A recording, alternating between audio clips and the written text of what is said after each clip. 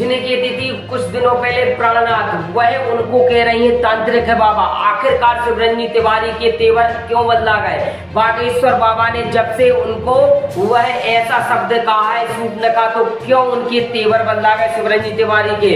आखिरकार प्राणपति और प्राणनाथ कहने का अर्थ क्या था शिवरंजनी तिवारी का? बागेश्वर बाबा ने क्यों उनसे कह दिया कि वह शूर्पणखा है, नाक काटी जाएगी? तो वीडियो के एंड तक बने रहे, संपूर्ण जानकारी आपको स्टेप बाय स्टेप इसी में मिलेगा। तो जैसा कि आप सभी को बता दें, पूज्य सरकार बागेश्वर धाम सरकार विवाह को लेकर काफी ट्रोल हुई थी और शिवरंजनी तिवारी काफी वह उनको प्राणनाथ और प्राणपति कहने के लिए संबोधित करती रहती थी, हर चीज टीआरपी लेना चाहती थी। वह बागेश्वर धाम सरकार का अपना नाम जोड़कर आखिरकार शिवरंजनी तिवारी को क्यों इस तरीके से बागेश्वर सरकार को बोल रहे हैं कि वह तांत्रिक है बाबा और वह एक तांत्रिक वह करते हैं और तांत्रिक विद्याओं का वह गठन करते हैं और तांत्रिकों से ही उनको भूत और प्रेत वह भक्तों को लगा देते हैं। इसके बाद वह अपनी वह झाड़ा फूकी करके वह उनको सभी को ठीक कर देते हैं। तो आप संपूर्ण जानकारी इसी बारे में मिलेगी आपको कि शिवरंजनी तिवारी आखिरकार जो प्राणपति प्राणनाथ कहने वाली इस तरीके से क्यों पूज्य सरकार पर वह लांछन लगा रही है, आखिर क्या मकसद है? क्यों शिवरंजनी तिवारी के तेवर बदला गए? क्यों उनसे वह इतनी नापैठ हो गई, इतनी वह क्रूरता भरा अपना व्यवहार करने लगी श्री पूज्य सरकार बागेश्वर धाम सरकार से?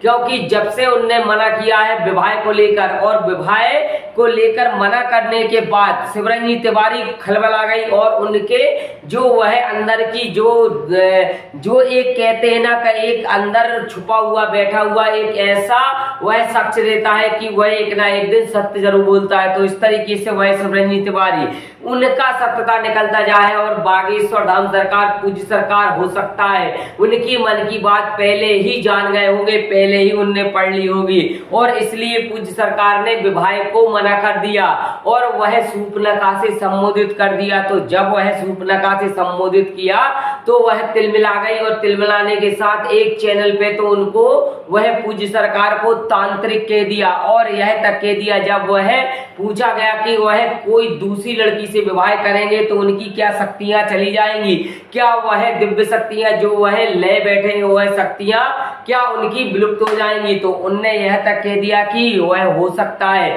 यदि मुझसे विवाह नहीं तो किसी से भी विवाह नहीं, क्योंकि वह तांत्रिक विद्याओं के धनी है। इस तरीके से पूज्य सरकार के बारे में यदि कोई कहता है तो आपको कैसा लगेगा? परंतु जब वह शिवरंजनी तिवारी ने कल तक प्राणनाथ प्राणपति और आज तांत्रिक बाबा और तमाम ऐसी शक्तियों का उजागर कर रही है, तो आखिरकार शिवरंजनी तिवारी का क्या मकसद है, क्या उनका वह मकसद निकल के आया है? तो यह तो वह शिवरंजनी तिवारी जानती है या फिर बागेश्वर बाबा जानते हैं, क्योंकि मना करने विवाह को मना करने के वह पूज्य सरकार ने उनका पूरा इतिहास देख लिया, पूरा उनकी जन्म कुंडली निकाल ली होगी। इस तरीके से वह शिवरंजनी तिवारी जब वह कुछ ही दिनों में बदल गई, लगभग एक साल में वह पूर्व प्राणनाथ कह रही थी और अब वह तांत्रिक बाबा कह रही, तो इनका वह कोई ना कोई कठोर वह जो मकसद था वह उनका नहीं चल पाया, नहीं उनकी दाल गल पाई। तो इस तरीके से पूज्य सरकार को वह शिवरंजनी तिवारी बोल रही है। तो आप भक्तों में वह क्या कमेंट करते हैं, कमेंट में जरूर बताएं कि शिवरंजनी तिवारी कल प्राणनाथ और आज वह तांत्रिक बाबा कह रही, तो या क्या ठीक है या फिर यह शिवरंजनी तिवारी की कोई एक और नई चाल है? तो इसी के साथ सभी को जय सिया राम, जय बागेश्वर।